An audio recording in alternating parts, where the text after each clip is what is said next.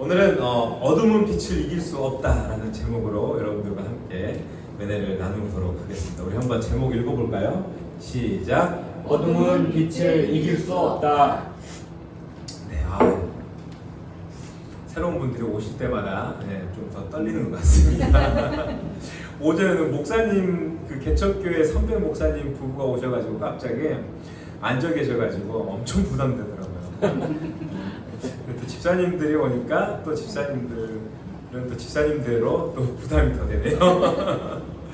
네, 우리가 살고 있는 이 세상 삶이 어떻습니까? 때로는 좀 허망하고 너무나 더덥다고 느낄 때가 간혹 있는 것 같아요.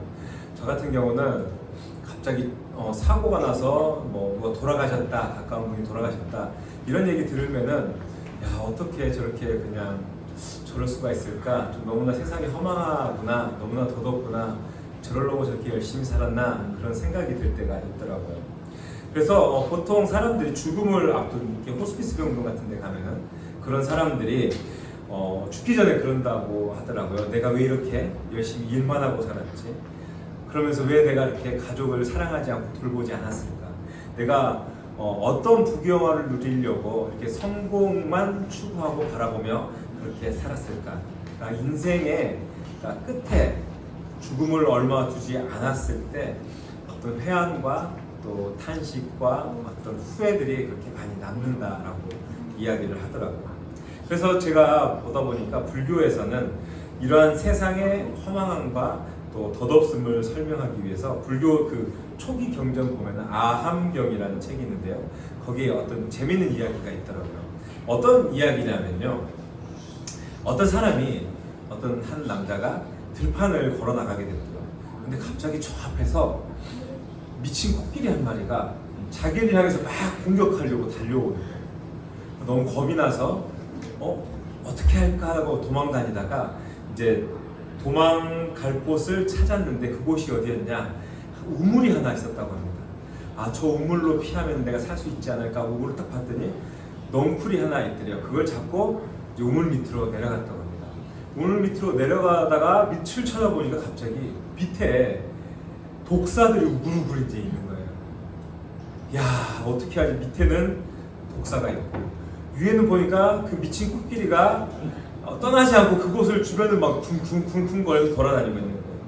큰일 났다 라고 그 덩굴만 의지하고 대롱대롱 매달리고 있는데 그때 갑자기 어디선가 검은지 한 마리하고 흰지 한 마리가 나타나서 그 덩굴을 그대로 갉아먹거든요. 야, 이제 진짜 큰일 났다. 이 덩굴이 끊어지면 난 저 밑에 떨어져서 어떻게 될지 모르는데, 야, 그런 긴박한 상황이 있는데 정말 재미있는 게 우연히 이렇게 어디 살 곳 있는 둘러보는데 그 우물 벽에 벌집이 하나 매달려 있더래요. 근데 그 벌집에 벌이 있는 게 아니라 꿀이 뚝뚝 떨어지고 있더래요. 그래서 그 상황에 죽게 생겼다라는 생각이 드는 그 상황에 이 사람이 우연히 그 흐르는 꿀을 이렇게 한 손으로 톱석 잡아서 그걸 입에다 먹고 단맛에 취해버렸다고 합니다. 그러니까 이게 무슨 이야기냐면요. 자신이 처한 위험 망각한 어리석은 사람의 이야기라는 것입니다. 여기서 흰지와 검은지는 무엇을 뜻하냐 하고 했더니 낮과 밤을 가리키고 독사는 땅 밑에 있는 독사는 죽음을 이야기한다 그래요. 그리고 그 꿀은 잠깐 누릴 수 있는 오욕, 그러니까 헛된 생각 이런 것들을 또 이야기한다고 합니다. 우리가 여러분 인생을 이렇게 살다 보면은 찰나로 이 인생을 놓고 보면 사람이 얼마나 단순하고 또 인생이 얼마나 허무한지 알려주는 이야기가 방금 했던 이 이야기인 것 같습니다. 어떤 사람은 코끼리도 독사도 쥐도 정말 내가 피할 수 없는 운명이다. 그러면은 그냥 그 덩굴에 매달려서 그 잠깐 매달려 있는 살아있는 동안만이라도 달콤한 꿀을 이렇게 먹을 수 있는 것이 그게 행복 아니냐라고 이야기를 할 수도 있는데, 하지만 우리가 좀 깊이 생각을 해보면은 그것은 정말 짧은 찰나의 순간이고 곧 그 덩굴이 끊어질 위기라면은 잘 먹고 정말 풍족하고 그런 것은 어떻습니까? 잘 생각해 보면 이거는 그냥 헛된 것뿐이다라는 것입니다. 그래서 한번 생각해 보십시오. 그렇게 덩굴에 매달려서 생명이 정말 경각에 이렇게 매달려 있는 그런 사람이 너무 좋은 비싼 옷을 입고 있고 정말 좋은 옷을 입고 있고 그 사람이 정말 외모가 출중하고 또 얼마나 긍정적인 마음으로 그곳에 매달려 있는지 중요할까요? 중요합니다. 하나. 그런 것은 전혀 중요하지 않고 이렇게 생각하면은 진짜 이 땅에서 좀 더 잘 살려고 우리가 애쓰는 것이 어쩌면 참 허무한 노력이지 않나라는 생각이 들게 된다라는 것입니다. 우리가 지난주에는 1절과 2절 그리고 3절까지 봤는데 1, 2절에서 태초에 하나님의 말씀이 계셨고 이 말씀이 하나님과 함께 계셨으니 이 말씀 곧 하나님이라고 이야기를 했습니다. 그러면서 그 말씀 로고스이신 예수 그리스도가 곧 하나님이시고 창세 전부터 계셨다고 배웠어요. 그리고 3절에서 보면은 만물이 그로 말미암아 지은 바 되었다고 또 배웠습니다. 이 말씀은 예수님께서 그 창조에 개입하셨다는 예수님의 존재를 우리에게 보여주고 있기도 하지만 이 말씀의 의도는 이 세상의 모든 것은 하나님의 사랑과 또 하나님의 그 목적에 의해서 지으심을 받았다는 것을 우리에게 이야기해주고 있다라는 것을 우리가 잘 알 수가 있습니다. 지난주에 우리를 향한 하나님의 계획과 그 사랑이 어떻게 되어 있는지 강조되고 있는지에 대해서 배웠는데요. 창세전에 그쵸 우리를 계획하시고 우리의 인생을 여전히 인도하시는 그 주님께서 우리의 인생을 어떻게 끌고 가시는지 우리가 늘 기억해야 한다라고 그러면서 감사하고 주님과 동행하는 인생을 살아야 간다라는 이야기를 했는데 오늘은 이어서 이제 빛으로 우리에게 오신 그 주님의 그 사랑과 그 계획을 우리가 함께 바라보면서 우리는 어떻게 주님이 원하시는 인생대로 살아가야 하는지 말씀을 통해서 함께 은혜를 한번 나눠보도록 하겠습니다. 우리 첫 번째입니다. 우리는 오직 빛으로만 어둠을 밀어낼 수 있다는 사실을 좀 기억해야 하겠습니다. 같이 읽어볼까요? 시작. 오직 빛으로만 어둠을 밀어낼 수 있습니다. 네, 아멘. 4절에는요 조금 지난주보다 어려운 말이 나와요. 한번 읽어보겠습니다. 4절이요. 시작. 그 안에 생명이 있었으니 이 생명은 사람들의 빛이라. 네, 아멘. 이 말씀은요 좀 보면은 읽기도 난해하고 해석도 좀 다양하다라고 말씀드릴 수가 있습니다. 그러니까 이 생명은 예수 그리스도를 가리킬 수도 있고 또 모든 살아있는 것들의 생명을 가리킬 수도 있습니다. 저는 이 생명을 죽음과 대조된다라고 이해합니다. 여러분들도 그러시죠? 그래서 그 안에 생명이 있었고 그 생명이 사람들의 빛이었다라고 하는 말은 인간은 처음 창조되었을 때, 즉 하나님 안에 있었을 때 진정한 의미의 생명이 있었다라는 것을 의미한다라고 우리가 볼 수가 있어요.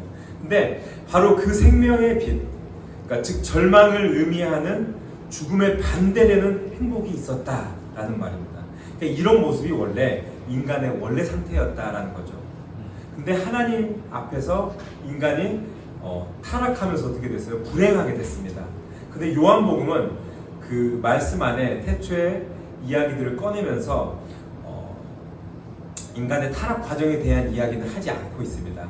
대신 요한은 인간이 빛을 잃어버렸기 때문에 불행해졌다라는 사실을 우리에게 설명을 해주고 있습니다. 마찬가지로 사도 바울이 모든 사람은 죄인이라고 말하는 것은요, 결국 인생은 절망이라는 사실을 전하기 위해서 그런 이야기를 했다라는 것을 기억하셨으면 합니다. 여러분, 모든 사람이 죄인이라는 말이 결과적으로 저는 이렇게 생각합니다. 좋은 집에 살아도, 그렇죠? 좋은 대학을 나왔어도, 또 착하게 살아도, 많은 것을 가졌어도 결국 다 불행하다라는 말인 것이죠. 그러니까 죽음이 그것을 증명한다라는 것입니다. 요한복음을 쓴 이 사도 요한은 왜 그렇게 되었는가, 또는 그것이 누구의 책임인가에 관해서는 일체 언급을 하지 않고 있습니다. 여기에서 다만 불행한 인생을 그렇게 정죄하기보다는 그들을 받아들이고 또 회복시켜 주시는 하나님의 그 사랑을 이 책에서 더 이렇게 드러내고 강조하고 있다라는 것을 우리가 알 수가 있습니다. 5절도 그 맥락에서 한번 좀 같이 읽어보도록 하겠습니다. 개역개정판인데요. 같이 읽어볼까요? 시작. 빛이 어둠에 비치되 어둠이 깨닫지 못하더라. 네. 빛이 어둠에 비치되 어둠이 깨닫지 못하더라. 여기서 깨닫다라고 번역된 헬라어가요, 카탈람바노라는 말입니다. 이게 여러 가지 의미에 있는데 여기에 압도하다 또는 굴복하다라는 의미를 가지고 또 있습니다. 그래서 2011년에 보면요, 개정 NIV 성경에서 The darkness has not overcome it이라고 표현을 하고 있어요. 그러니까 영어 성경 ESV 성경도 그렇게 번역했는데 이게 개역 5절을 개역 개정대로 빛이 어둠에 비치되 어둠이 깨닫지 못하더라라고 번역하면은 인간의 절망적인 상태에 빛이 되신 예수님이 오셨지만 사람들이 그 빛을 이해하지 못했다라는 의미로 어떻습니까? 인간의 무지함과 불신이 좀 강조된다라는 것을 알 수가 있어요. 근데 새 번역이나 공동 번역 아니면 다른 몇몇의 영어 번역들을 보면요, 빛이 어둠에 비침에 어두움이 능히 이기지 못했다고 이야기를 합니다. 우리 새 번역으로 한번 볼까요? 시작. 그 빛이 어둠 속에서 비치니 어둠이 그 빛을 이기지 못하였다. 네, 좀 다른 번역이 나옵니다. 그러니까 이게 무슨 말이냐, 문맥상 이제 번역하면요, 이런 절망적인 상태에 하나님의 빛이 우리의 의지와는 상관없이 그냥 강권적으로 임하셨다라는 의미로 어떻습니까? 하나님의 사랑이 강조되고 있다라는 것을 우리가 볼 수가 있습니다. 그러니까 문맥상 둘 다 가능한 해석이긴 하지만 저는 전체의 요한복음의 주제를 생각했을 때 절망적인 우리의 그 인생의 하나님이 빛이 우리의 의지와는 상관없이 하나님의 의지로 강권적으로 임했다라는 해석에 저는 더욱더 동의를 하고자 합니다. 그렇다면 여러분, 이게 무슨 말을 의미할까요?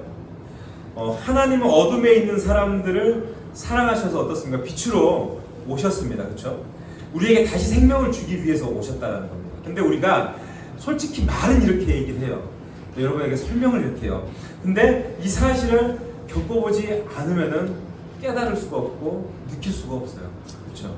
그러니까 하나님을 인격적으로 만나지 않고서는 이런 이야기 백날 해봤자 현실적으로 다가오지 않고 깨달아지지 않는다라는 이야기입니다. 그렇기 때문에 우리가 이 사랑이 얼마나 크고 위대한지 알기 위해서는 우리의 상태가 얼마나 절망스러운 그런 상태에 있었는가에 대해서 우리가 좀 깨달아야 할 필요가 있다는 것입니다. 많은 사람들이요, 예수님 믿는 사람들도 가끔 이런 착각을 하는 것 같아요. 너무 오래전에 예수님 만나고 나서 살다 보니까 약간 이렇게 생각해요. 나는 원래 좀 괜찮은 사람이었어. 괜찮은 수준의 사람이었는데 하나님이 나를 사랑하셔서, 특별히 나를 사랑하셔서 나를 택해 주시고 나를 구원해 주셔서 보너스로 영생을 주셨어. 그건 나 괜찮은 사람이야. 약간 이렇게 생각하는 경향이 조금은 있는 것 같아요. 잊어버려요. 내가 본질적 죄에 얼마나 저 삼류였는지에 대해서 생각지 않게 하시는 거예요. 근데 주님께서 우리에게 주신 사랑을 정말 진짜 정통으로 빡 받는 순간 어떻습니까? 우리 막 기도하면서 막 펑펑 울고 진짜 눈물, 콧물 막 빼면서 정말 주님, 정말 죄인입니다. 나같이 정말 답이 없는 절망과도 같은 인생 속에서 아무 소망도 없고, 그렇죠? 알고 보면 욕심 많고 분쟁하기 좋아하고 어디 가서 진짜 싸우기 좋아하고 따지기 좋아하고 손해 안 보려고 하고 정말 욕심 가득한 그런 불쌍한 사람이었는데 하나님이 그런 지옥 갈 수밖에 없는 나를 살려주신 것 같아서 그게 감격하면 어떻게 됩니까? 야, 정말 나 절망이었는데 정말 거기서 나를 건져주셨구나. 펑펑 울 수밖에 없지 않습니까? 그러니까 나의 그 절망적인 상태를 어떤 상태인지 정확히 진단하고 깨닫고 하나님 앞에 바로 고백할 수 있게 된다는 거예요. 조금 과격한 예일지 몰라도요, 자녀가 인류대학 졸업하고 연봉이 막 엄청 높은 한 억대 연봉 받는 회사로 취직합니다. 이렇게 물어봐요. 행복하십니까? 행복하죠. 행복할 수 있죠. 근데요, 정확히 이렇게 따지고 보면요, 그 인생은 행복하다고 할 수 없습니다. 불행합니다. 사업에 성공해서 왕과 같은 대접을 받으면서 강한 권력을 누리면서 살아도 어떻습니까? 네. 불쌍합니다. 불쌍하다고 할 수 있습니다. 네.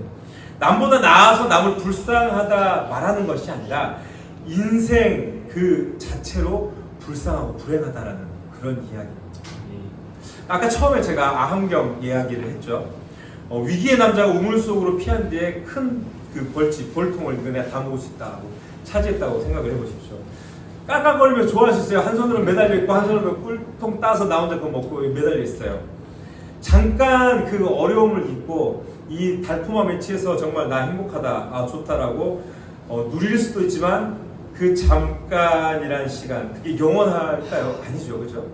그냥 몹시 짧습니다. 그래서 멀리서 만약에 그 사람을 누군가 보고 있다면 아유 저 불쌍한 인간이라고 이야기할 수 있을 거예요. 우리가 이성적으로 또 합리적으로 생각을 해보면요, 만일 영생이 있고 우리에게 천국이 있는데 그것을 누릴 수 없다고 생각해 보십시오. 저기 천국이 보이는데 들어갈 수 없다고 생각, 나는 못 들어간다고 생각해 보십시오. 그러면 내가 이 현세에 뭐 60평짜리 정말 좋은 최고급 빌라에 살고 뭐 아파트 주상복합 아파트에 살아도, 그런데 살아도 영생의 확실한 존재가 저곳에 있다라고 생각했을 때 우리가 행복할까요? 아닙니다. 불행합니다. 그렇죠? 요한은 우리에게 이 생명이 있음을 여기서 말해주고 있다는 것입니다. 제가 그 아함경 다시 얘기한대요. 누군가는 그런 얘기를 해요. 야 그래도 야 인생이 그 끊어져가는 그 넝쿨에 매달려 꿀로 배를 채우고 있는 모습이 어쩌면 살아있는 동안만이라도 최선을 다한 모습이라고 할 수 있지 않냐? 너 그렇게 부정적으로만 얘기하면 안 되지 않냐라고 말할 수도 있어요. 그렇죠? 그렇게 말할 수도 있고, 또 누군가는 그 꿀에 취해서 인생은 참 아름다워. 그래 뭐 우리가 길게 살 필요 있어. 어차피 한 번 왔다 가는 세상. 이렇게 달콤함을 먹고 살면 얼마나 좋지라고 하는 것이 그렇게 아름답게 노래할 수도 있다라는 것인데요. 근데 잘 지켜보면요, 죽음을 앞두고 꿀에 연연하는 모습은 어떻습니까? 정말 어리석은 모습이죠. 행복하지 않은 모습이고 절망과 불행을 전혀 보지 못하고 있다라는 것을 우리가 알 수 있습니다. 그렇다면 이것이 좋은 집이나 건강한 몸 뭐 이런 것으로 해결이 되나요? 안 되잖아요, 그렇죠? 안 됩니다. 또 이게 좋은 대학 들어가거나 사람들에게 인정받는다고 해결이 되는 문제입니까? 그것도 아니라는 거예요. 결국 이것은 결국에는 오직 어둠도 막을 수 없는 생명의 피 예수 그리스도로만으로 해결될 수 있다는 것입니다. 네. 사랑하는 여러분, 이 시간 제가 간절히 여러분들께 소망하는 것은요, 생명의 빛, 우리 예수 그리스도께서 주신 생명과 그 사랑의 가치, 그것들을 좀 기억하시면서 우리가 절망의 삶에서 어쩌면은 그곳에 있지 않고 우리가 빛으로 걸어갈 수 있음에 감사드리고, 또 기쁨으로 또 이렇게 예배드릴 수 있음에 더욱더 감사하면서 늘 주님과 동행할 수 있는 그런 삶을 살아갈 수 있기를 주님의 이름으로 축복합니다. 아멘. 네, 두 번째는요. 두 번째, 우리는 주님께서 주신 생명의 가치를 기억해야 하겠습니다. 한번 읽어볼까요? 시작. 주님께서 주신 영생의 가치를 기억해야 합니다. 네, 아멘. 독일의 유명한 작곡가 게오르트 프리드리히 핸델이라는 분 잘 아시죠, 그죠? 이분이 교회 음악에 굉장히 미친 영향이 많다라고 해요. 이 사람이 뭐 오페라를 뭐 한 47편 정도 뭐 만들었다 그러고요. 오라토리오도 엄청 많이 만들었다고 하는데, 특별히 메시아 아시죠? 메시아 할렐루야 그것도 만든 사람이잖아요. 이분이 굉장히 유명하고 대단한 사람이긴 한데, 이 사람의 어떤 일화가 있어서 하나 얘기해 드리려고 그러는데, 이 사람이 가치에 대한 제가 이야기를 좀 하려고 하는데, 이 당시에 이 사람이 모자 이렇게 보시면 저게 가발이라고 합니다. 이게 바로크 시대 때 이제 저런 가발들이 좀 유행을 했다고 하는데, 어떤 사람은 이게 증명할 수 있지는 않지만 뭐 그렇다더라라고 하는데 핸델이 대머리였다더라 그러더라고요. 그래서 저 가발을 더 열심히 썼다고 뭐 그런 이야기도 하더라고요. 하여튼 제가 예화를 준비하다가 어느 예화집에서 좀 발견한 이야기인데 그렇게 얘기를 하더라고요. 근데 이 사람이 굉장히 중요한 저 가발, 얼마나 비쌌겠어요. 근데 길을 가다가 저 가발을 잃어버렸다고 합니다. 그래서 너무 귀한 가발이고, 정말 저거는 하나 사려고 하면 집 한 채 값이 될 만한 그런 가발인데 얼마나 속이 상하고 당하겠어요. 근데 어떤 예쁜 아가씨가 갑자기 그 가발을 찾아줬다고요. 그러니까 너무 고맙잖아요. 고맙고 또 그 가발을 건네준 아가씨가 되게 미인이었나 봐요. 되게 예뻤대요. 그래서 그 아가씨가 어디에서 일하는 것 같은 이발관에서 일을 했다 그래요. 그래서 그 이발관을 자주 찾아가고 또 그 아가씨하고 이렇게 잘 돼서 또 이제 사귀는 연인 사이가 좀 사랑하는 사이가 됐다. 그래서 핸델은 자기가 사랑하는 여인에게 자신이 만든 그 오라토리오 메시아가 얼마나 귀해요. 이 2시간짜리 대곡이라 그러더라고요. 그럼 뭐 악보가 뭐 이렇게 책 한 권 되지 않을까요? 그렇게 상상을 해보는데 그런 친필 악보를 만들어서 이건 내가 정말 평생에 걸쳐서 만든 곡이야. 선물로 준 거예요. 얼마나 귀해요. 그리고 그녀하고 결혼하려고 생각도 하고 있었다라고 합니다. 근데 그런 어느 날 핸델이 이 아가씨를 만나려고 이발소에 몰래 갔어요. 몰래 갔는데 핸델이 온 줄 모르고 이제 평소 하던 대화대로 이제 일을 하다가 갑자기 이 아가씨가 이발을 하러 온 손님의 머리를 만지고 있다가 옆에 있던 이발사한테 그렇게 얘기하더래요. 저기 아까 저기 보면은 그 머리 말개 악보 내가 놔둔 거 몇 장만 갖다 주라고. 머리를 이렇게 말아야 되니까 악보를 갖다 주라고 한 거예요. 종이도 귀하던 시대니까 그렇죠. 이만큼 해줬으면 그걸로 이제 자기 일하는데 미용 도구 재료로 썼단 말이에요. 그 말을 들은 핸델이 이제 빡이 팍 이제 그 말을 하면 어떻게 이럴 수가 있나. 내 목숨과도 같은 악보를 거기 나와버렸다고. 나오고 다시는 이발관에 가지 않고 그 아가씨와 이제 쫑 났다고 하는 이야기. 뭐 이제 어떤 근거에서 얘기하는지는 모르겠지만 그냥 저는 이제 이게 어떤 가치에 대한 이야기를 할 때죠. 이 아가씨는 이 악보의 가치를 그죠. 요즘 사람 같으면 그 친필 악보 받았으면 그죠. 잘 보관했다 경매라도 하면은 진짜 평생 배투들면서 살 수 있을 건데요, 그죠? 예. 근데 우리 주변에 이렇게 하나님을 믿고 사는 사람 중에서 이 현대 명작 메시아의 가치를 알아보지 못했던 그 여인과도 같은 사람들이 참 많이 살고 있는 것을 볼 수가 있습니다. 또 이 이야기와 마찬가지로 성경에 보면요, 예수님이 주시는 이 생명의 가치를 몰랐던 한 사람을 좀 소개하려고 하는데 부자 청년 아시죠? 부자 청년. 부자 청년이 어느 날 예수님을 찾아왔던 이야기입니다. 이 말씀 한번 읽어볼까요? 말씀 시작. 어떤 지도자가 예수님께 선한 선생님, 영생을 얻으려면 무엇을 해야 합니까? 라고 물었습니다. 네, 아멘. 여기 보면은 선한 선생님이라고 이 부자 청년이 호칭을 해요. 선한 선생님 예수님한테. 그러니까 약간 자기도 거기서 같이 좀 높임을 받으려고 예수님을 자신을 꽤 괜찮은 사람으로 여기게끔 하기 위해서 예수님께 이렇게 얘기를 했다라는 것을 우리가 유추를 좀 해볼 수가 있었어요. 그래서 좀 자기도 선한 사람이다. 내가 세상 살아감에 있어서 나도 참 도덕적으로 괜찮은 사람이다. 율법적으로 괜찮은 사람이다라고 좀 부각시키고 싶어서 이제 이렇게 얘기했다라는 거. 아마 예수님도 이 의도를 잘 아셨을 거라고 생각이 됩니다. 그래서 예수님 뭐라고 했을까요? 19절을 볼까요? 19절. 네. 읽어보겠습니다. 시작. 예수님께서 대답하셨습니다. 왜 나를 선하다고 선하다고 하느냐? 선한 분은 오직 하나님 한 분뿐이시다. 네, 아멘. 예수님은 이렇게 말씀하셨어요. 왜 나를 선하다고 하느냐? 선한 분은 오직 하나님 한 분뿐이다. 그러면서 20절에 보면은 율법을 다 지키면은 영생을 얻을 수 있다라고 이야기를 해요. 그러면서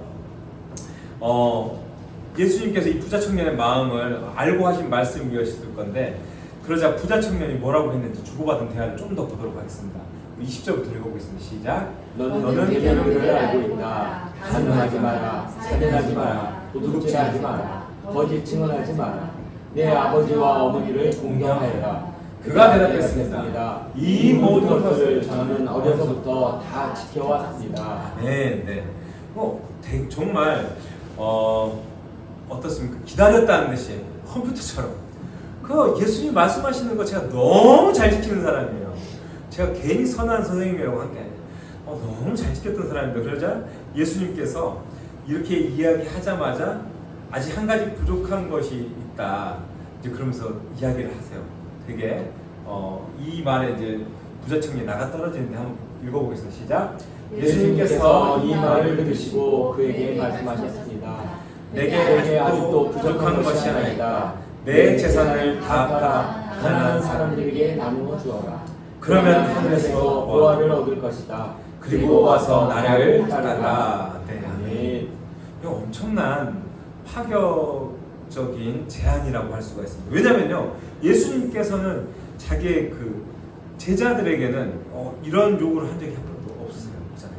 근데 그냥 이거는 완전 다이렉트 패스잖아요. 천국행 급행 열차 티켓 완전 받는 거잖아요. 야, 너 네 가지고 있는 거 다 팔어. 너 지금까지 다 했으니까 마지막 단계 네 재산 다 팔아서 가는 사람들에게 나눠주면은 하늘의 보화를 얻을 거야. 천국 갈 거다. 이렇게 얘기를 했는데 어떻습니까? 하나님께서 구원에 초청을 하신 거잖아요. 그죠? 뭐 나를 따라서 이런 사역을 감당해라 이런 게 아니라 그냥 바로 천국 보내주겠다고 하는데 망설이다가 떠나버린 걸 우리가 알 수가 있습니다. 우리가 기억해야 하는 것은 이 대화가 그죠? 가진 것을 다 팔아서 가난한 자에게 주어야 하느냐 마느냐 이게 핵심이 아니다라는 이야기죠.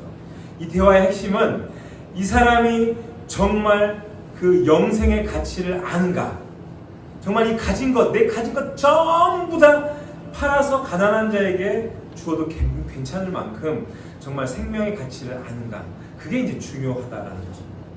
여러분, 우리가 생명의 가치를 알려면은 당연히 그죠? 삶의 저 반대쪽에 있는 죽음을 좀 인식해야 될 필요가 있을 것 같습니다. 그렇죠? 인간은 철저하게 불행해가지고 그죠? 이 생명이 없으면 어떤 것도 의미가 없다라고 말할 수 있을 때, 그때 어떻습니까? 심령 저 마음 깊은 곳에서 이제 너 죽을 거야. 뭐 그잖아요. 우리가 암 걸려서 죽습니다. 그런 순간 어때요? 술 담배 다 끊고 아내 핍박하고 괴롭히다가 아내가 여보 죽기 전에 우리가 예수님마다 천국 가야지 하면 따라갑니다.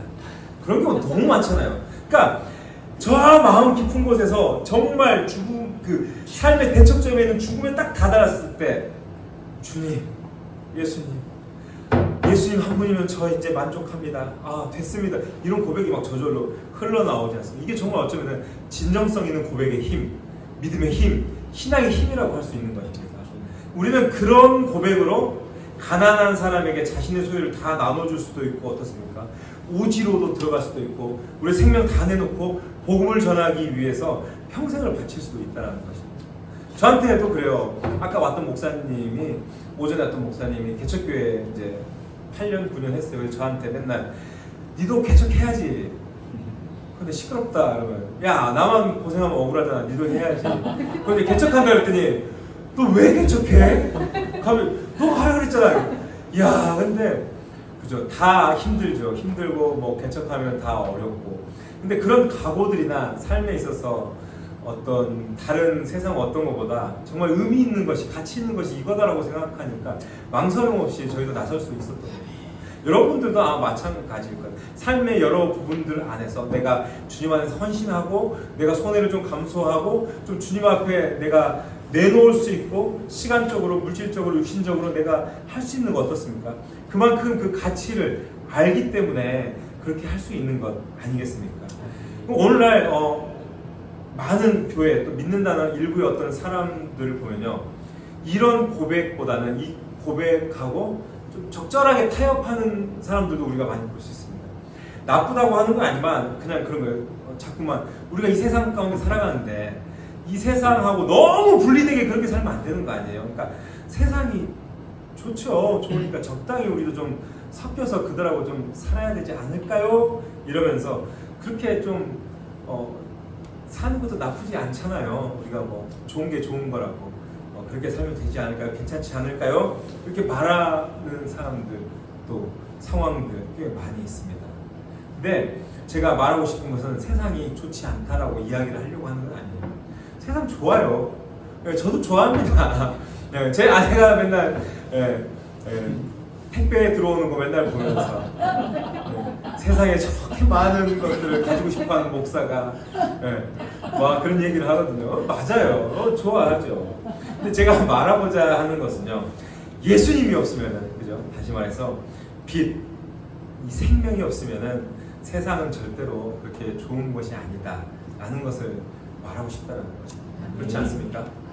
사람들이 비친 이 생명을 회복할 수 없다면은 정말 저 큰 교회도 좋은 집도 우리 자녀들이 인류 대학에 들어가는 것도 아니면 연봉이 빵빵하고 좋은 직장에서 취직해서 그렇게 모든 것 다 누리며 사는 것, 또 외모가 아주 출중한 것도 다 소용이 없다는 것입니다.